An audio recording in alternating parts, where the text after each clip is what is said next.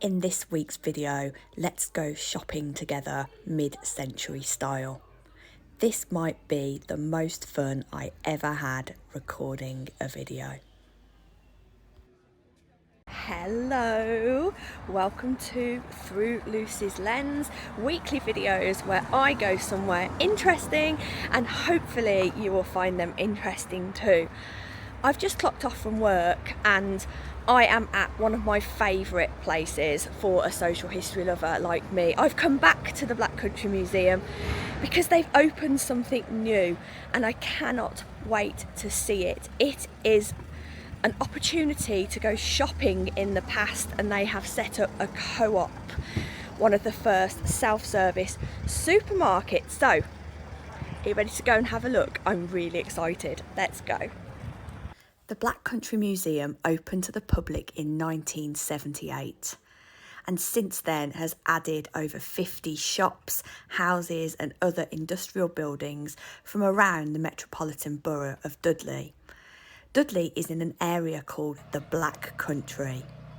The Black Country gained its name in the mid-19th century due to the smoke and fires and smog from the thousands of ironworking foundries and forges. There's also a coal seam that runs through this area, and the name could also come from that too. But we're here to go shopping today, and what better way to get back to the mid-century than on this preserved 1963 Midland Red D9 bus.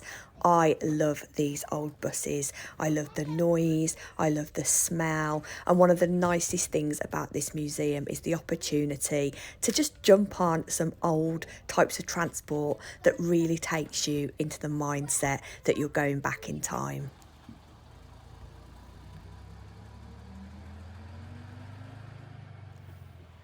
The bus has taken us to this mid-century high street. This is one of the newer parts of the museum and it's still being updated today and I absolutely love it. Here you'll find shops from the 1940s right through to the 1960s and it's so nostalgic. The first shop on the high street I want to show you is Langer's Army and Navy Stores. This shop originally stood in Enfield Street in Stourbridge and was opened in 1953 by Herbert Langer, who was a former German prisoner of war who decided to return to the Black Country after the war was over.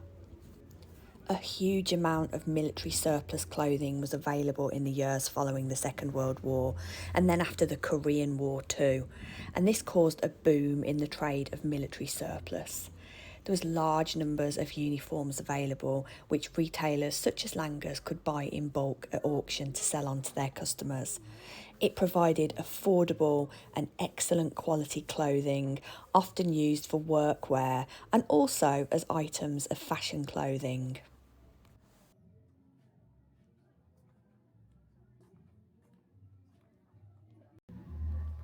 Okay, so this is amazing. I didn't actually know they'd open this. And I have so many happy memories of shopping in Army and Navy shops with my dad, who's sadly no longer here. I'm actually feeling quite emotional because he believed that this Army surplus clothing was better than buying new clothing. And yeah, I was the kid at school in a donkey jacket and they've got them all here. I'm just blown away by this. While I've been here, a few people have walked in and gone, oh, it's a clothes shop, and walked out. I'm like, no, this is so significant. This is an amazing collection of army clothing that was surplus to requirements, and instead of throwing it in the bin, it was recycled, and people like my dad liked to wear it. And I'm sure if any of you are watching that were mods or punks, you loved this stuff, and I love this stuff. Oh, my dad had this jacket. Well, I mean, obviously not this one.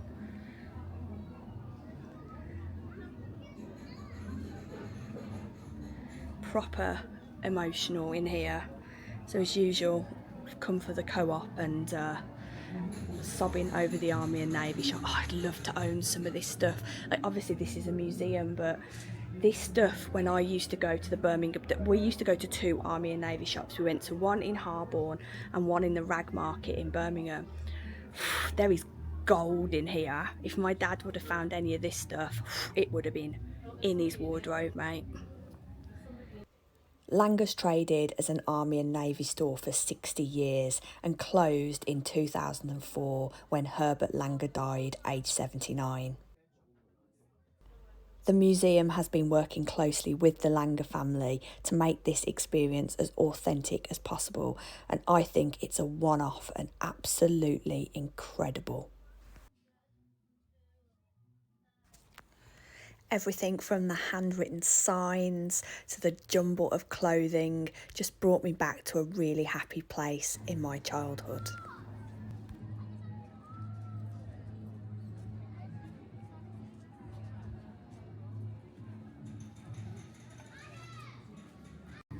I've come into the phone box for a chat 'cause it's really busy. You know what? I would really love to come to the Black Country Museum once without crying. They just do such a good job.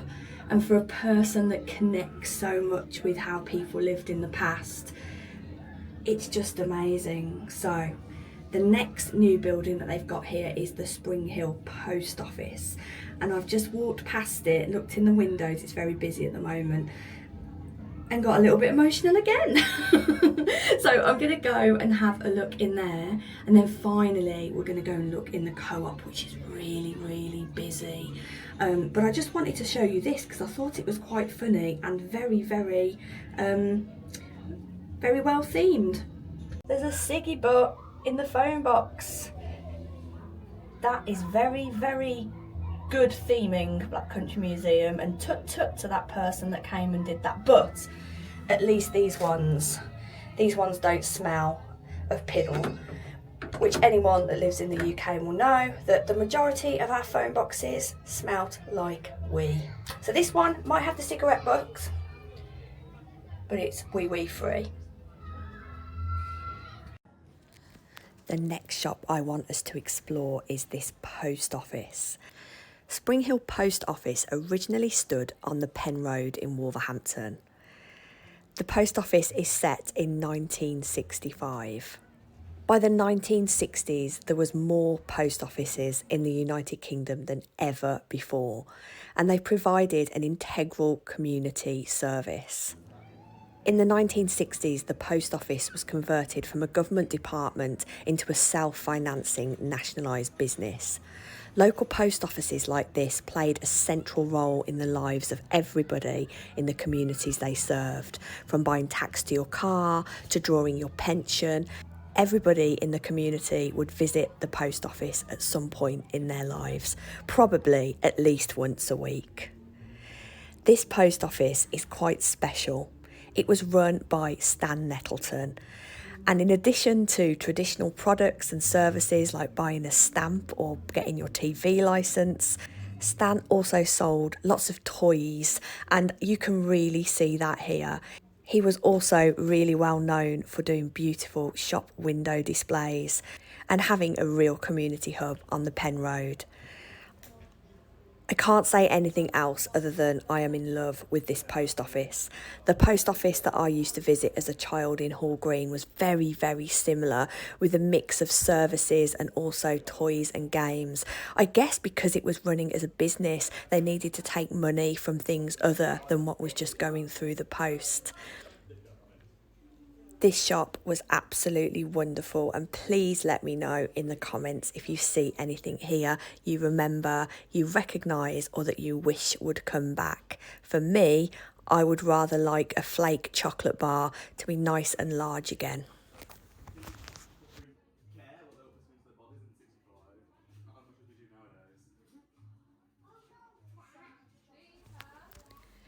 What is really lovely about the post office is the museum did a call out for people in the community that remembered the post office and to get in touch and tell them about anything they purchased there or their memories. And people did, and many of the things in the window were actually donated to the museum that were things that were originally purchased in the post office or by people who remember shopping in the post office. And I think this makes it really special. The museum also worked close with Cadbury to make sure that the chocolate bars on display were correct in packaging and sizing. And I must say I was quite jealous to see the size of those flake bars back then. The high street also includes a dress shop. I absolutely adore this shop. You can't go in this one, but the window display reminded me of a shop called Eileen's that we used to shop in when I was a child, and I used to get my socks, and I can still remember those socks pinching me at school to these days. You can also go in the butcher's shop. There's a beautiful record shop where you can go in and listen to the vinyls on the headphones like you used to be able to. But it was a very busy day, and you know my self-imposed rules about getting into people's space, so I didn't film in those on this day. Maybe I will go back to do those for you when it's quieter, because they're well worth a look.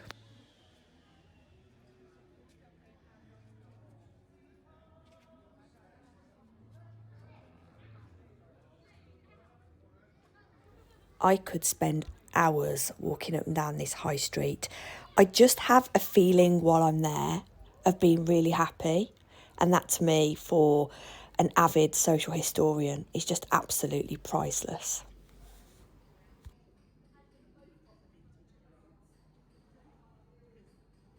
I have just stopped for refreshments at the Workers' Institute. I always stop here. It's my favourite place to stop, but it's also one of the most noisy places to stop because I'm right by some hand dryers, but never mind.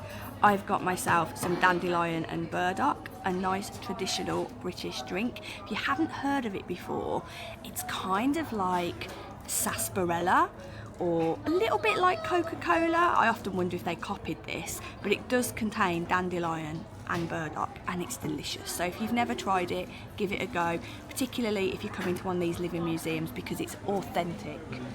I'm going to go to the Co-op now. It's been closed for lunch.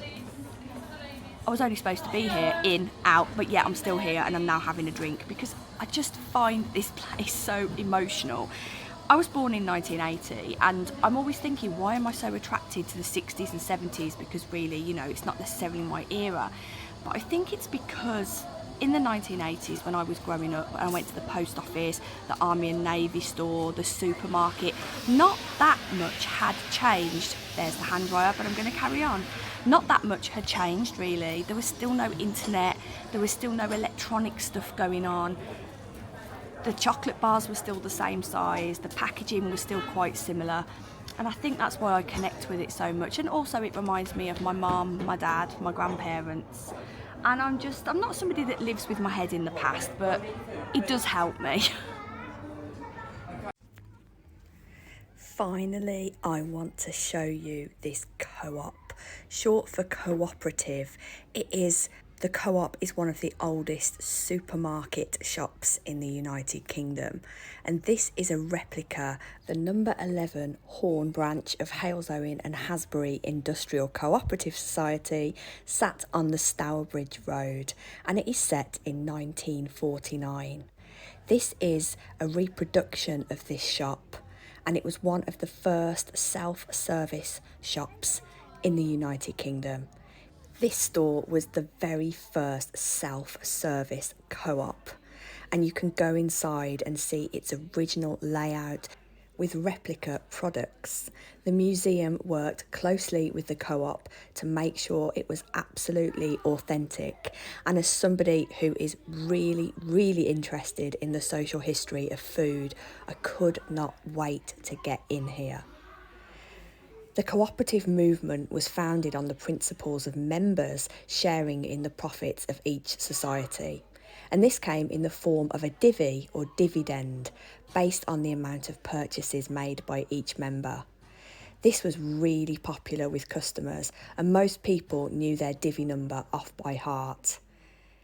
The ethos of the Co-op, and still is to this day actually, is that everybody that shops there owns a tiny, tiny piece of the business.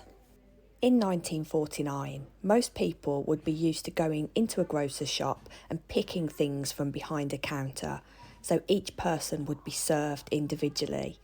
And this was one of the first occasions where you could go into a shop, pick up a basket and pick things yourself.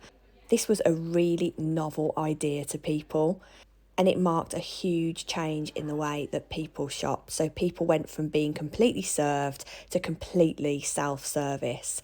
And to be honest, even today, with the introduction of the self-service checkouts in supermarkets, not everybody is happy about those, and not everybody was happy about the self-service supermarkets either. Set in 1949, there was still rationing in the United Kingdom. Rationing remained in effect in the United Kingdom until the 1950s. Meat was the last thing on the ration, and that didn't end until 1954. So today there are still a lot of people in living memory who remember rationing. It was really interesting to see the different things that were rationed, and I found it particularly interesting that sweet things like chocolates and sweets and luxury items like cigarettes weren't on the ration at all, but more basic items like eggs were still on the ration. And in 1949, the basic ration for an egg was 1 per person. It also makes you think that even though things were on ration, it still mattered what your salary was. Things on ration didn't mean that it was given to you. You still had to buy it. So even if your ration was 1 egg per week, if you lived in poverty, you still wouldn't be able to afford that 1 egg, even if it was available to you. Rationing could be very confusing for the housewife because, let's face it, it was the woman that was doing the shopping. And in 1949, every single week, the rationing conditions could have changed. So something that you could have freely the week before was no longer available. And this made working in a shop like this really, really confusing, because one week Mrs. Jones might have been able to have sugar freely, but the next week that was not available, and you had to be able to monitor that. It's crazy to think how radical this was. So not only were you going into a shop where for the first time you were able to pick your own, you'd also got rationing to worry about, high inflation. The late 1940s are a fascinating time in food history. And I must say, this was almost a bit of a bucket list for me because I've done so much work on food history, and actually being able to go in and touch and feel and smell the objects was really, really immersive. And I think this museum exhibit will be an absolutely incredible tool to teach the children of tomorrow about what happened with rationing and food in the mid-20th century. If you want to, you can take a ration card and a basket and shop to your ration. So I think that is, again, a really good way to interact and understand what's going on. Also, you can really see that so much work has been put in to make sure, again, that this is an authentic exhibit, and I really, really do appreciate that. I'm sure the Black Country Museum are never going to watch my videos, but if they do, congratulations on this because it's busting, babs.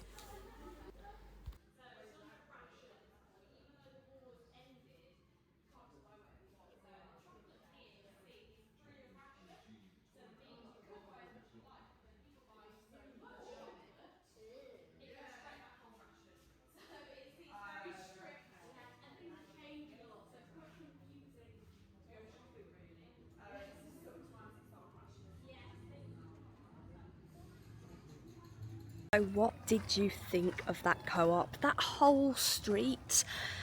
I've been here ages. I just love it. I just love soaking it up, and the fact that you can go in the Co-op and touch things and smell things, that is what it's all about. Museums are amazing, but I think they are more valuable when there is a practical element, because I'm the sort of person that learns by doing, not by listening.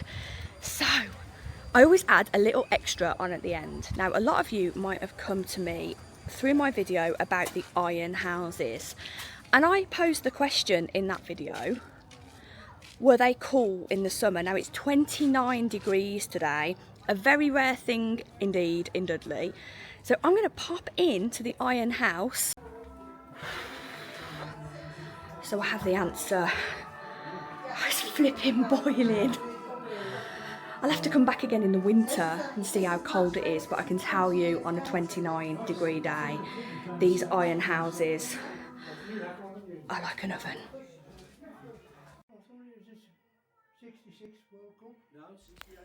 As a little bonus for you, I did manage to get some footage of the living room in the 1960s iron house.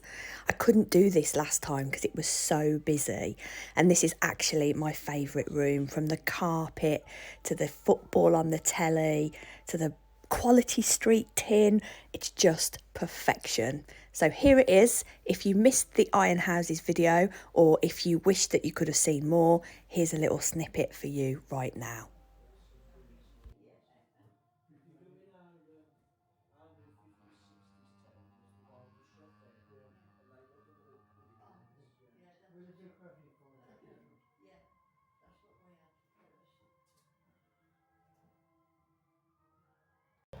So now we know, boiling. I felt like I couldn't breathe upstairs. Oh my God, not very good in the hot weather anyway, but upstairs in those houses was really warm, and I couldn't resist filming just a little bit more of that 1960s living room because I think it's probably one of my favourite museum pieces in the world so far. Anyway, I'm going to end the video here. Thank you as always for coming with me. It is so appreciated. The fact that on a day off now, I just think to myself, I'm going to go do something I love and share it with other people is so special. So thank you.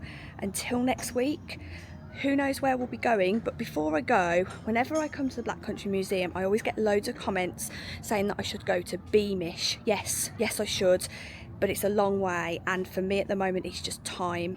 I would want to go up for at least a week because there's going to be way more up there to explore than Beamish, and it's just time. It's time at the moment in my personal life. I'm kind of in between things, so I'm kind of ending one chapter of my life and starting another. But it will get sorted, and it's all happy stuff. There's nothing bad going on. So yeah, I will go one day, I promise. Anyway, until next week, I need to get in the aircon. I'm dying. See you soon. Bye.